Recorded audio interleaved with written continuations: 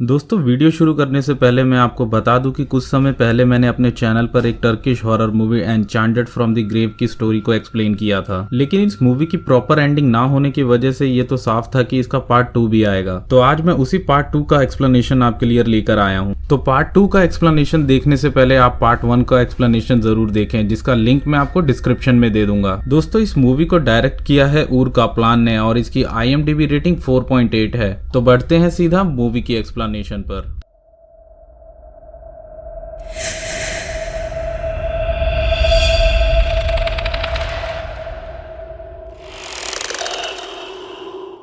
तो मूवी की शुरुआत वहीं से होती है जहां मूवी का फर्स्ट पार्ट एंड हुआ था, यानी एक लड़की इस हॉस्टल में आती है जिसका नाम इब्रू था। वो वहां पर अपनी मॉम के साथ आई थी, जहां जहीदे इब्रू की मॉम को एक फॉर्म देती है और कहती हैं कि पहले ही वहां से बहुत सी लड़कियां भाग चुकी हैं और जिसका इल्जाम उन पर आया था, इसीलिए वो फॉर्म को साइन कर दें कि इब्रू की जिम्मेदारी उसकी मॉम की है। जिस पर इब्रू की मॉम मान जाती हैं और वो इब्रू से कहती हैं कि वो वहां पर किसी मुसीबत में ना पड़े, क्योंकि इब्रू पहले ही कई हॉस्टल से भाग चुकी थी। अब इब्रू को वहां की एक स्टाफ उसकी रूममेट से मिलवाती है और वहां से चली जाती है। तभी वहां एक लड़की जिसका नाम गिज़ैम था, वो एक लड़की की पैंट उतारने वाली होती है। जब इब्रू उसे गुस्से में उस लड़की के साथ ऐसा ना करने को कहती है तो उस लड़की को इब्रू पर गुस्सा आ जाता है। अब दूसरी तरफ हम देखते हैं कि बुर्जू फिर से उसी ग्रेव को खोद रही थी कि तभी वहां पर जहीदे और सुकरान उसे वहां से ले जाती हैं। अब यहाँ हम इब्रू को देखते हैं जो कि रात को वॉशरूम में होती है, जब उसका हेडफोन नीचे गिर जाता है और जैसे ही वो उसे लेने के लिए नीचे झुकती है तो एक डरावनी लड़की वहां उसे खड़ी नजर आती है, जो कि अचानक से गायब हो जाती है। इब्रू वॉशरूम से बाहर निकलती है जब उसे किसी के पैरों के निशान दिखाई देते हैं और वो उसका पीछा करती है तो वो निशान एक दरवाजे पर बने हुए थे। तभी इब्रू को कुछ लोग सफेद चादर में दिखाई देते हैं, जिसे देखकर इब्रू काफी डर जाती है और वो लोग कोई और नहीं बल्कि उसके रूममेट्स थे जिन्होंने इब्रू के साथ मजाक किया था।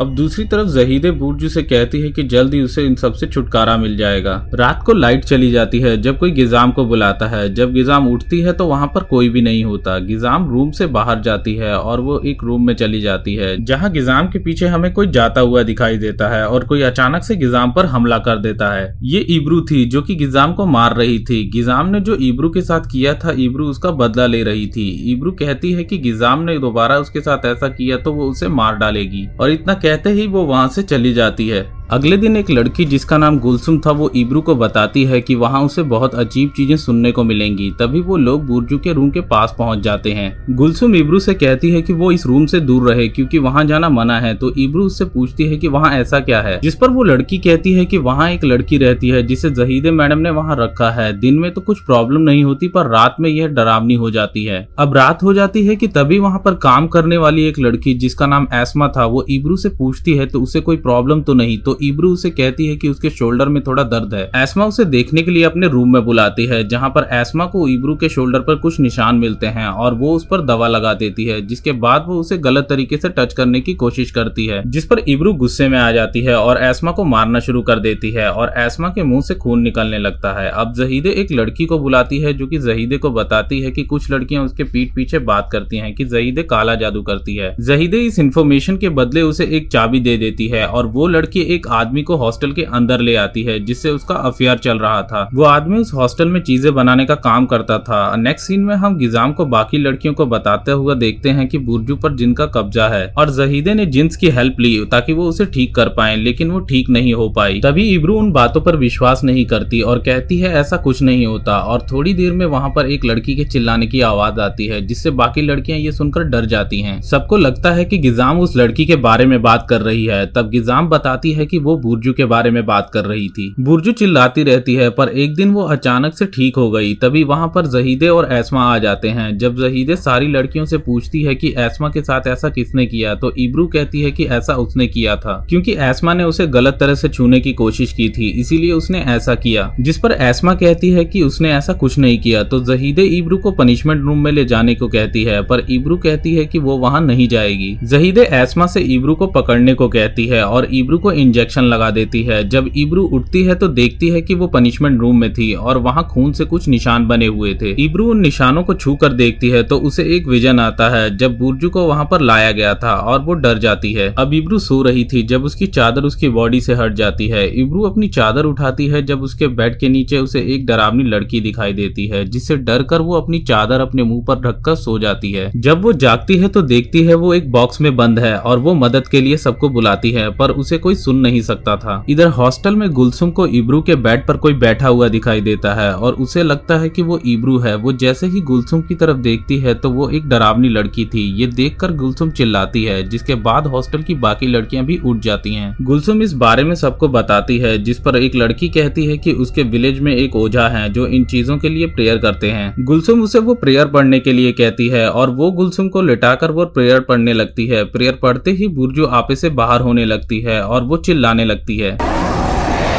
बुर्जू के चिल्लाते ही गुलसुम हवा में उड़ जाती है और ये देखकर बाकी लड़कियां डर जाती हैं और वहां से भागने लगती हैं। इसी बीच हमें दिखाया जाता है कि कई लोग किसी को दफना रहे थे। जब इब्रू उठती है तो उसके मुंह से मिट्टी निकलती है। अगले दिन हॉस्टल स्टाफ इब्रू को ले जाने आता है क्योंकि इब्रू की पनिशमेंट खत्म हो गई थी। हॉस्टल में गुलसुम उस लड़की को ड्रॉ करती है जिसको उसने रात को इब्रू के बेड पर देखा था कि तभी उसके नाक से खून निकलने लगता है। गुलसुम इसे साफ करने के लिए वॉशरूम में जाती है जब उसके नाक से खून निकलते ही जा रहा था और उसके मुंह से भी खून निकलने लगता है। तभी वॉशरूम से एक हाथ निकलता है और वो गुलसुम को अंदर खींच लेता है। इब्रू लाइब्रेरी में होती है जब कुछ लिखते हुए उसकी पेंसिल नीचे को गिर जाती है। जब वो नीचे को देखती है तो उसे वहाँ कोई खड़ा हुआ नजर आता है। जब वो ऊपर की ओर देखती है तो वहाँ कोई भी नहीं होता। इब्रू जब दोबारा नीचे को देखती है तो उसे वहाँ पर एक डरावनी लड़की नजर आती है, जिसे देखकर वो काफी डर जाती है। नेक्स्ट सीन में इब्रू हॉस्टल के बाहर लड़कियों से गुलसुम के बारे में पूछती है, जिसे सुनते ही एक लड़की रोने लगती है और वो इब्रू को रात में हुई इंसिडेंट के बारे में बताती है। तो इब्रू पूछती है कि आखिर गुलसुम है कहाँ पर, जिस पर गिजाम उसे कहती है कि वो रूम में है। इब्रू और बाकी लड़कियां उसे देखने चली जाती हैं, लेकिन उन्हें वहाँ गुलसुम नहीं मिलती। इब्रू जब वॉशरूम में देखने जाती है तो उसे वहाँ पर खून दिखाई देता है और इब्रू रूम में आती है और कहती है कि गुलसुम उसे कहीं भी नहीं मिली और वो बाकी लड़कियों से कहती है कि उसे उनकी मदद चाहिए। अब इब्रू को गुलसुम की बेड पर एक ड्राइंग मिलती है जो कि गुलसुम ने बनाई थी। ये उसी लड़की की थी जिसे गुलसुम ने इब्रू के बेड पर देखा था। कि तभी वहाँ जहीदे और हॉस्टल का स्टाफ आ जाता है और वो गुलसुम का सामान वहाँ से बाहर निकालने लगते हैं, जिस पर जहीदे कहती है कि उन लोगों ने गुलसुम को इतना डराया कि वो हॉस्टल छोड़कर चली गई। इब्रू और बाकी लड़कियों पर उन पर विश्वास नहीं होता। अब रात हो जाती है जब जहीदे और उसका स्टाफ किसी की ग्रेव खोदता है। इब्रू और बाकी लड़कियां इस बारे में ज्यादा इन्फॉर्मेशन के लिए तलाशी लेने जाती हैं, जहां गिजाम हॉस्टल के ऑफिस में ढूंढती है और इब्रू बुर्जू के रूम में जा रही होती है। जब अचानक उसे एक जगह बहुत सी लाशें पेड़ पर लटकी हुई नजर आती हैं, जिसे देखकर इब्रू डर जाती है। ये देखकर वो बुर्जू के रूम में जाती है, जहां उसे एक फोटो मिलती है और गिजाम को भी एक फाइल और कुछ कटिंग्स मिलती हैं। गिजाम वो लेकर बाहर आ जाती है, पर इब्रू निकल नहीं पाती क्योंकि वहां पर जहीदे आ जाती है। इब्रू वार्डरोब में छिप जाती है, जहां वो देखती है कि जहीदे एक बुक निकालती है और जहीदे के पीछे इब्रू को किसी का हाथ दिखाई देता है। ये देखकर इब्रू डर जाती है। जहीदे के जाने के बाद ये लोग रूम में आ जाते हैं और वहाँ वो कटिंग्स देखने लगते हैं, जिसमें उन्हें ये देखकर पता लगता है कि जो ड्राइंग गुलसुम ने बनाई थी वो इसी हॉस्टल की एक लेडी से मिलती है और उन कटिंग से उन्हें एक आदमी के बारे में पता चलता है जिसका नाम हिदायत था। इब्रू उस आदमी का पता लगाने के लिए गांव चली जाती है, जहां उसे दो औरतें मिलती हैं, जहां इब्रू उनसे हिदायत के बारे में पूछती है और वो उसे उनका घर बता देती हैं। इब्रू हिदायत के घर चली जाती है, जहां वो उसको बुर्जू के रूम से मिली हुई फोटोज और कटिंग्स को दरवाजे के नीचे से डाल देती है, जिसे देखकर वो दरवाजा खोल देता है। इब्रू उसे जहीदे के बारे में बताती है तो ओझा कहता है कि कई सालों में एक रात ऐसी आती है जब जहीदे एक रिचुअल करती है ताकि वो अपनी बेटी को जिंदा रख पाए और वो रात आ गई थी। ओझा कहता है कि जहीदे उस रात रिचुअल जरूर करेगी, जिस पर इब्रू ओझा की मदद मांगती है और वो उसकी मदद के लिए तैयार हो जाता है। इब्रू हॉस्टल वापस आ जाती है और वो गिजाम से बाकी लड़कियों को लाने को कहती है। उनमें से एक लड़की रूम में थी जिसके बेड पर खून लगा हुआ कपड़ा मिलता है। उसे लगता है किसी ने उसके साथ मजाक किया है। वो बेड के नीचे देखती है तो उसे एक डरावनी लड़की नजर आती है और वो उसे खींच लेती है। दूसरी लड़की बाथरूम में होती है जब बुर्जू पोजेस होकर उसे भी खींच लेती है। ऐसे ही